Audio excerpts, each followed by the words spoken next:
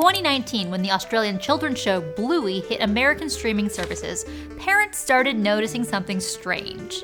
Their kids were suddenly looking for the rubbish bin, asking what's for brekkie, and getting excited about going to the airport. Who else's American child is out here speaking in an Australian accent? But was this family of cartoon dogs really changing how children speak? And how much of a role does TV play in how we learn language? I'm Dr. Erica Brozovsky, and this is Otherwords.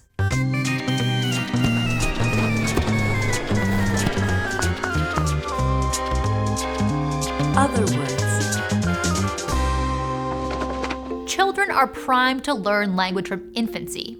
As we covered in our episode on bilingualism, babies can distinguish between the hundreds of phonemes or distinct sounds that humans can produce.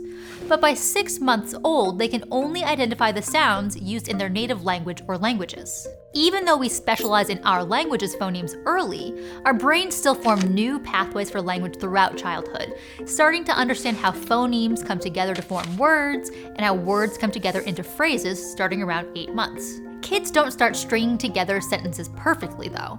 It takes time for them to pick up all of the patterns of a language's grammar.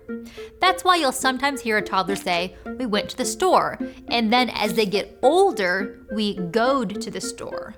It's not that they're backsliding their language skills, it's that they're starting to pick up patterns in language. A child might be able to produce went as a unique standalone word, but as they understand that adding the suffix ed gives a verb a past tense, kids overgeneralize these patterns, trying goed or even wented.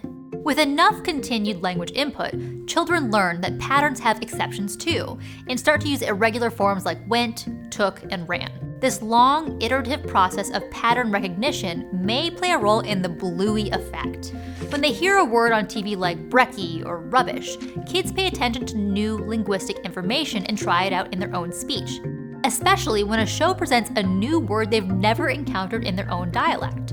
Like if the first time they ever see a bell pepper is when their favorite TV character eats a capsicum. Oh, I love capsicum. But speech-language pathologist Melissa James says that over time, these unique phrases and pronunciations become part of the big soup of language that kids are using to recognize and form speech patterns of their own. Kids develop the ability to differentiate between different linguistic codes early on, whether that's between two different languages spoken at home or even two different accents in the same language.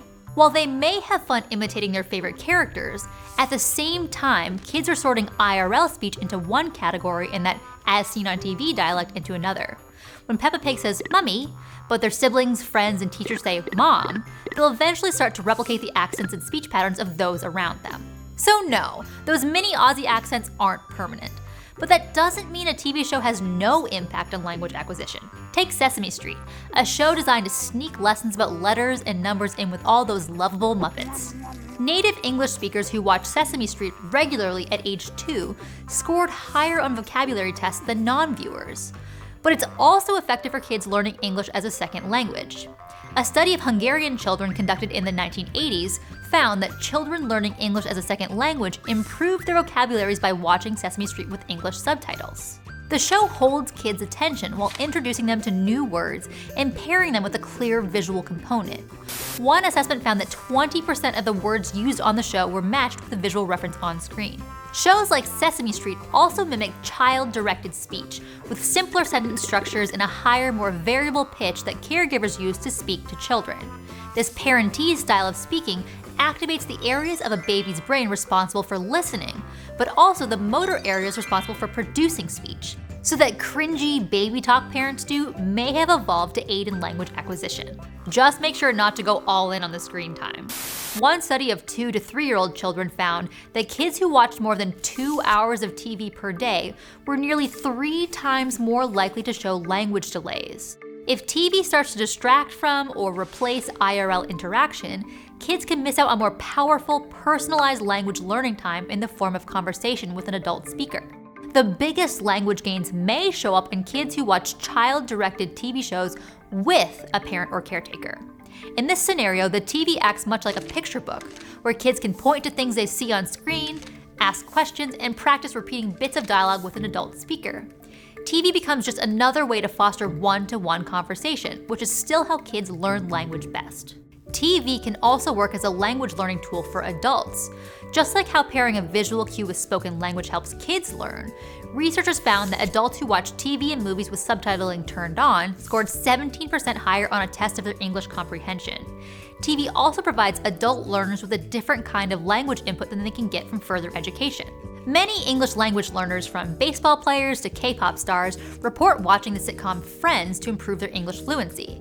With its large back catalog of episodes and casual dialogue, the show gives learners a library of examples of how American English conversations work. While watching the show won't necessarily give you an American accent, it can provide context for pop culture references, idioms, and how American humor works. Here, TV works as a great tool for learners to move from the more formal language you might learn from a classroom or textbook to a more casual conversational speech. We can't learn a new language from TV alone. Still, it can be a helpful tool to support language acquisition. It takes a lot of language input and practice to master new linguistic patterns, so being entertained along the way can keep you motivated and engaged in the process. And if you pick up some fun foreign slang while watching cartoons with your kid... Look, it's just monkeys singing songs, mate. Don't think too hard about it. Bingo. They'll still become proficient language users just fine. Hi friends! We want to hear your feedback. Every year, PPS Digital Studios sends out an audience survey, which we use to help understand what you enjoy on YouTube and what you would want to see us make more of.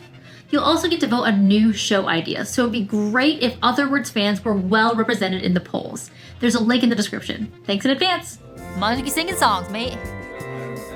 I don't either. They'll still become proficient language users just fine. Yeah. It's just monkey singing songs, mate. Yeah.